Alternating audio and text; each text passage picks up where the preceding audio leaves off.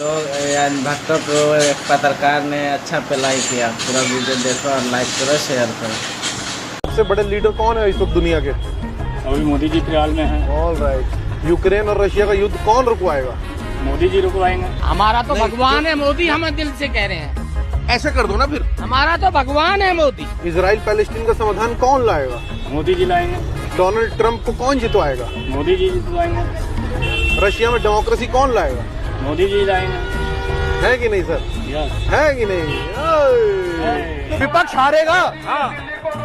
विपक्ष रहेगा ही नहीं। लोकतंत्र खत्म।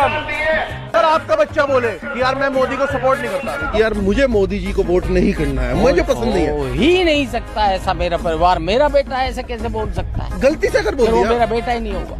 मोदी ज्यादा जरूरी है फैमिली से। देश बचेगा तो बेटा तो और भी बन जाएंगे।